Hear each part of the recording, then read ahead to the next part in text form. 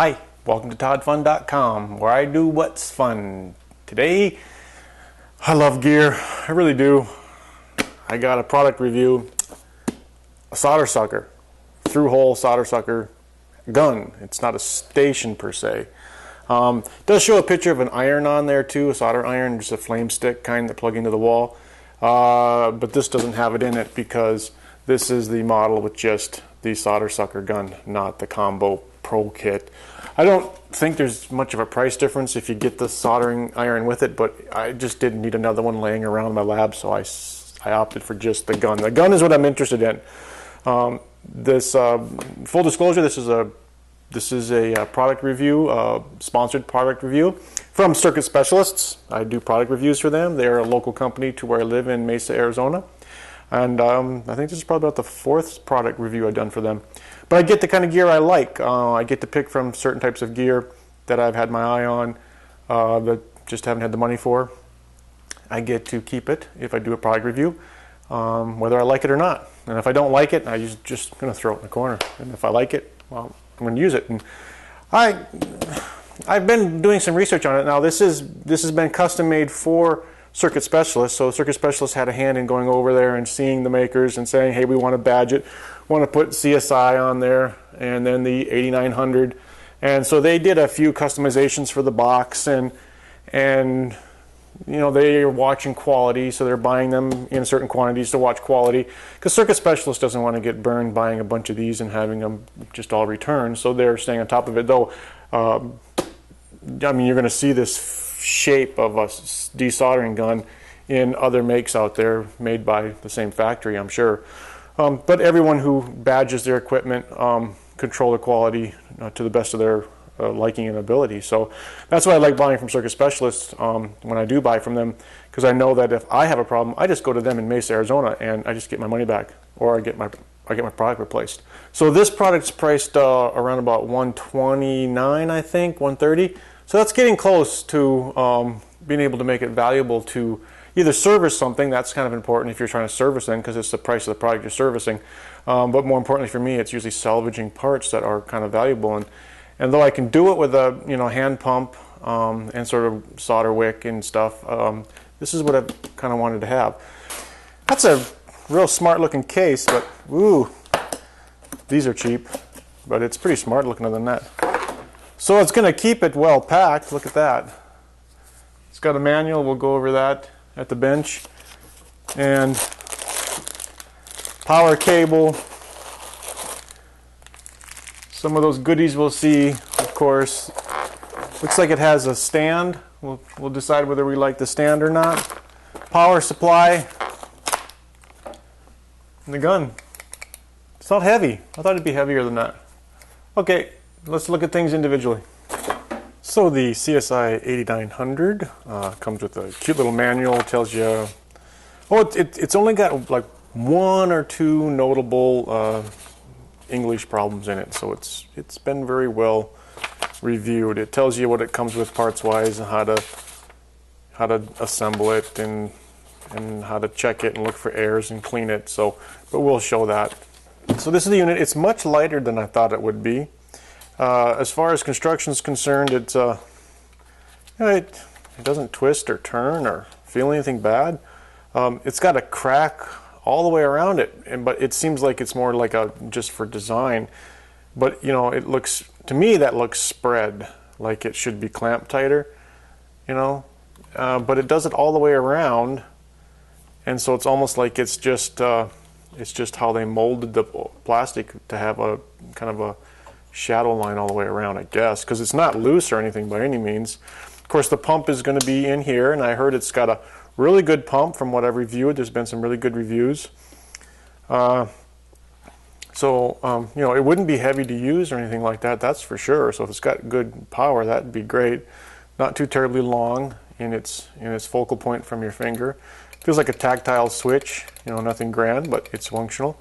It has a temperature setting on the side, which this light will come on when you plug it in. It'll blink when it reaches temperature, and you can dial it up in centigrade. Be careful opening the box. I found this on the floor a few minutes ago.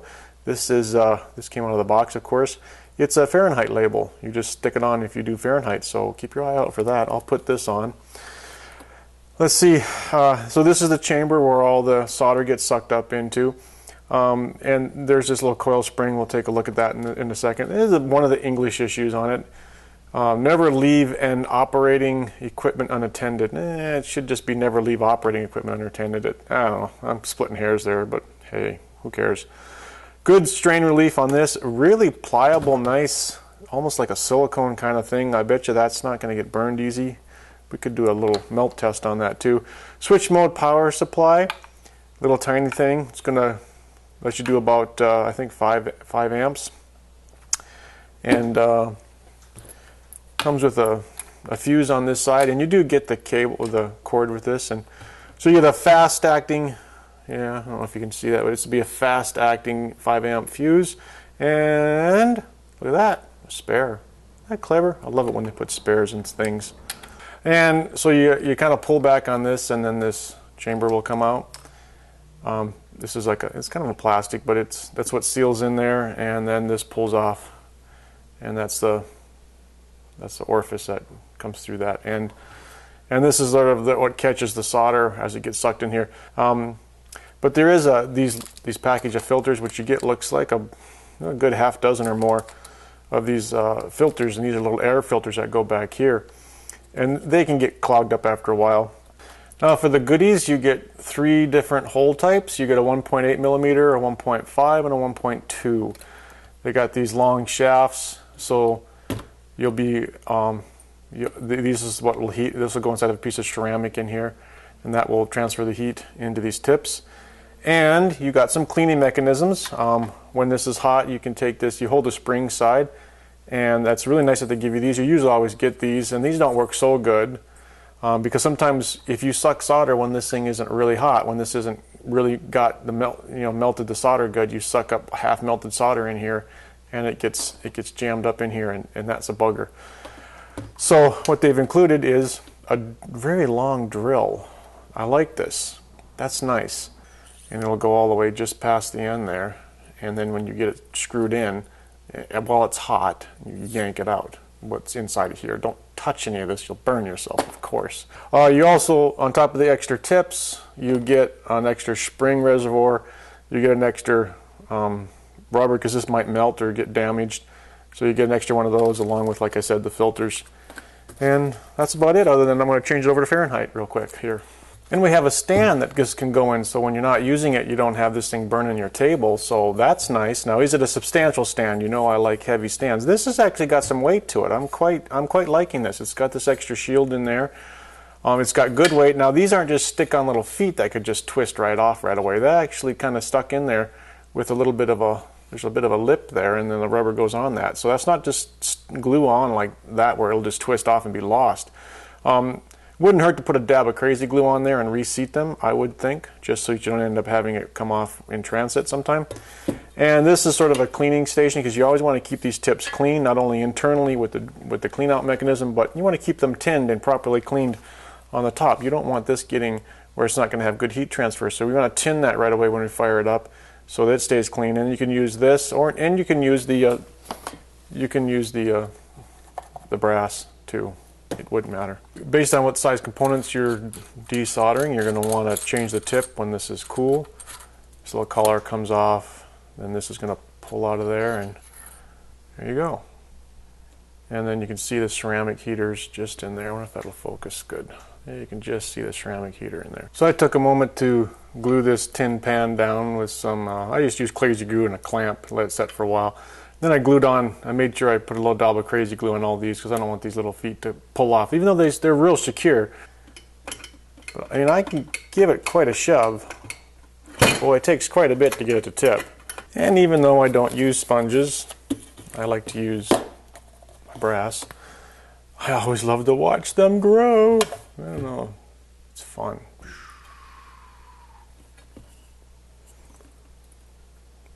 Really, that's it? Oh, that's pathetic. Oh, that's it? That's not even like a quarter inch. These things usually, what the heck?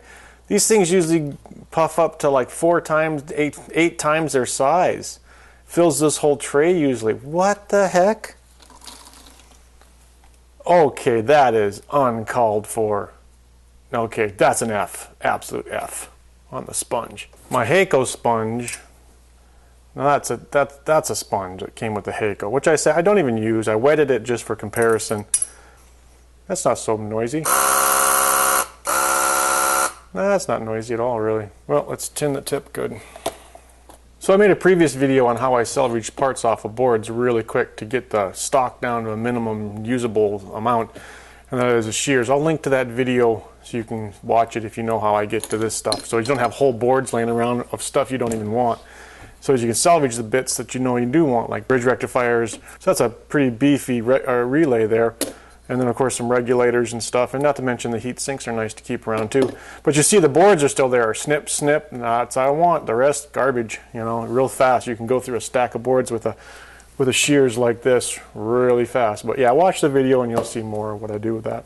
So let's see how this thing does for now doing the salvage of this. Normally I'd have to use some solder braid, or what I would have this hand plunger, which is, it's real cheap. It's about $35. It works, but you got to keep it clean. Well, that's true with this too. You're going to have to keep this thing clean or it's not going to work. It does the job. It salvages it, but it's lots of plunging and lots of slow work, and I'm hoping this will be faster. So I will for sure be able to tell you. Now, I've had this down on temperature, just blinking away at about 390, which is nice that you can, you know, turn it down and then crank it back up when you think you're ready. That way you're not burning up your tip, but yet you're ready for business. When you're ready for business, you're ready for business. So when that starts to blink, we know we've reached our temperature, and we can see if we can do some salvaging. I'll probably just do this. This is just being used as a diode here, and I'd like to keep the heat sink too for a future project. Probably bore the heck out of you guys, so maybe I'll cut most of this out. Tin my tip here.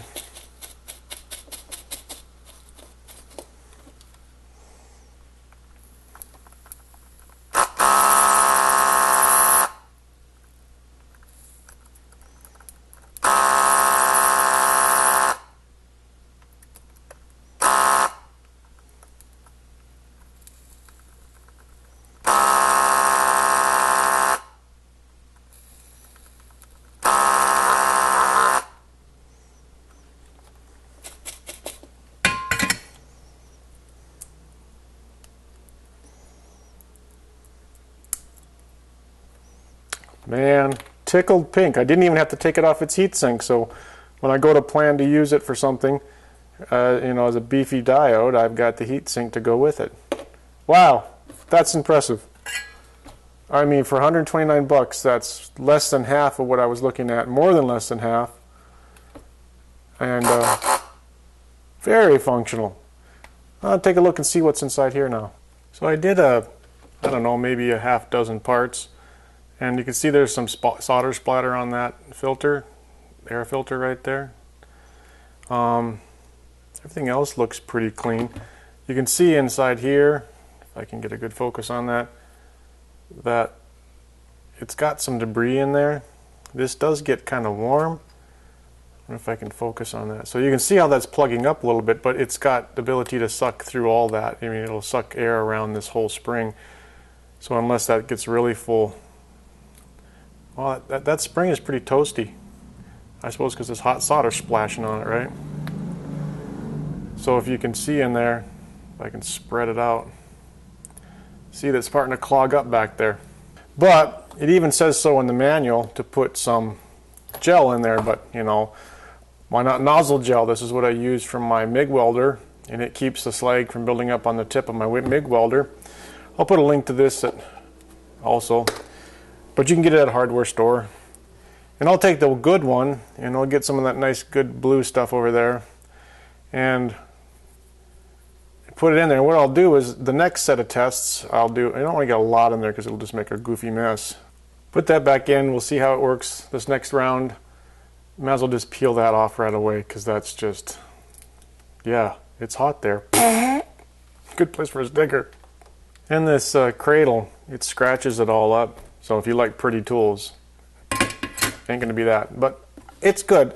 It's grown on me. I'm okay with the cradle. I had to glue that down. I don't like the sponge, but I'm okay with the cradle. I'm curious if this is resistant to burning, so I got myself a hot iron here. And I'm just curious if it's gonna, it feels like it's this type of stuff that's resistant to burning, so let's see. Yeah, it's, yeah. So if you accidentally touch that, it is not going to harm it at all. So that's a hot iron and it does nothing to it. So good, that's the way it needs to be. You don't want to have that damage happening. So how long will it last? How good will the tips be? I'm going to try the different tips here over the next week. I'm going to use it a lot. I'm going to try and clean up all my salvage parts that I snipped out of boards. I've got a couple VCRs and televisions laying around here.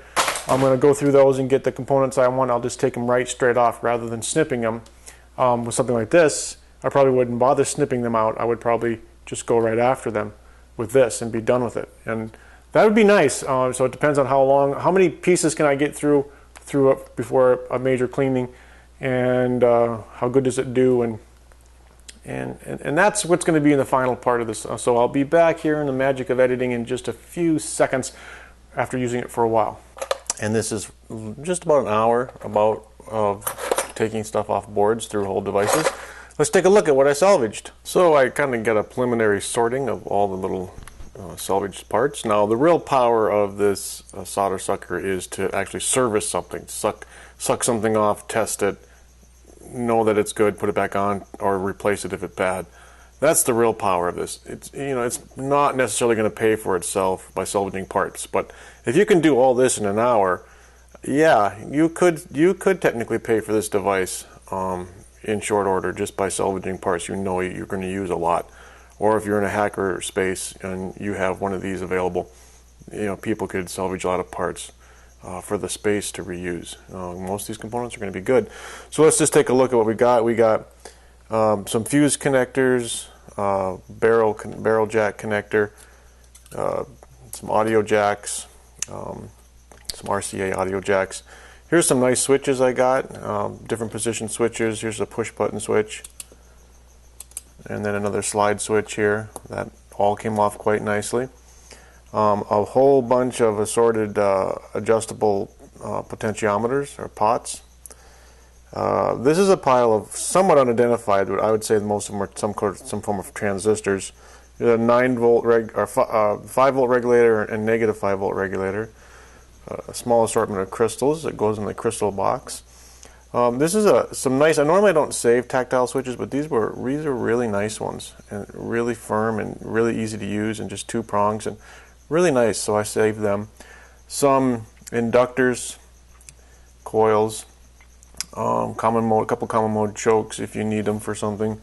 Some high value or such a high wattage resistors for more, basically when you have to dissipate more power through a small resistor. Let's see, some film capacitors. These are all diodes. Some are double diodes, and some are just straight diodes, and some are some of them are single diodes packaged in these. And here's some chips. These actually came off quite nicely. They're like, I didn't quite look at it. I think one of them's a 555. I'd have to look at it carefully. But yeah, it takes those chips off really fast, no problems. Let's see, some ceramic capacitors, a whole pile of electrolytic capacitors. These are relays over here. They're really nice reusable relays. Some lights and an infrared receiver. And then finally, just a whole pile of heat sinks. You always need an assortment of heat sinks.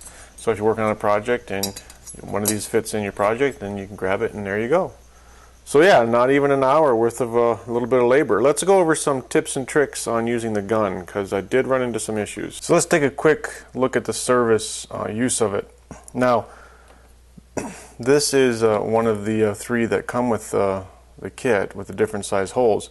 And notice how blue it is at the front and how non-blue it is back here. And what that is the ceramic heaters right here, up in the front here. It's not back here. When you turn this on, make sure it's left at a temperature, somewhere around, well, not maxed out, but I was a little bit less than maxed out. And leave it there for 5 minutes. Do not use this gun for at least 3 to 5 minutes when you first turn it on.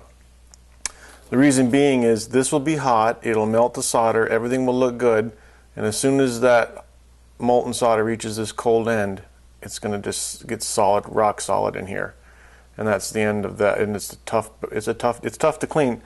Now it does come with this, so you have to take out this chamber and then get it nice and hot, and then you can run this through and you can kind of push the solder out, and that does clean it out. But that's the thing. Keep this thing nice and hot before you use it, so that it sucks all the way off into this chamber. Now, with respect to the chamber, you have these little you get a pack of these sponges, and they look like this. And what you do is I recommend you wet the sponge and stick it in here. If you put it in dry, it tends to fall sideways and doesn't really do anything. Now, what I actually got to do in this chamber, because solder gets all the way back in here, is I take one sponge and I wet it, actually this one, and I push it back in there, and I get it in there deep, and then I take a second one and I wet it and I get it in there. And now you got 2 of those wetted sponges, and it's going to dry out pretty quick. So like every 10 minutes you want to clean this chamber and re-wet these sponges so they don't dry out. But ultimately I only had to clean it twice, I think, in the almost hour that I ran it. But my first go was like that, and it wasn't enough, so I recommend 2 of those. But you get a box of them, and I'm sure you can order more. The solder does stick to them. The reason solder gets back there is some of it will get through that little hole. But once that little hole plugs up in this sort of little spring capture chamber, then it quits getting in here like that inside the spring. So when you go to take the spring off, you'll have clumps of solder in there like that. And you don't want that in there very long, because if that's like this on top of here, then what happens is it's going to, as you tip your gun, it's going to just dip all that solder down this tube. So you want to get this solder out every now and again, so that it doesn't, and then if it's clinging to the walls, it's okay, but get it out of there so that when this is on here and your tube is in here, it doesn't just fall back in and just plug up your hole. So clean it often, every 10 minutes, I say. Take it apart and dump out the solder blobs. That's about all you really have to do. It's really easy to do that. I got my 2 pieces in there. You pull it back with 2 hands, stick it on, and you're good. And yeah, it's real easy to change, and it's real easy to use. I'm real happy with it. Well, that's my review of the Circuit Specialist desoldering gun. It worked really well. I keep it in this box. I've used it for about a month now. I pull it out whenever I have something I have to fix or some parts I'd like to salvage. I do know they sell a desoldering station, so you might want to take a look at that too. But if you're just looking for the gun like I was, this is a great option. It keeps the price down. Thumbs up, I like it. I'll put a link in the show notes to this, to Circuit Specialist for this device, because they did sponsor it, and so that's one of the things I do when a company has me review something that I sponsor it. I liked it. There was some quirkiness on how to keep it clean, but we did cover that in the video. I think that's going to be true with any desoldering station you have. I've used many of them over the years, and they're all about the same amount of, you got to be a little fussy with them every 10-15 minutes. Make sure you keep them clean. That's nothing unusual. So it worked really well. I liked it. So thumbs up if you like the video. Get one if you're looking for one. I do indeed like mine. So thanks for joining.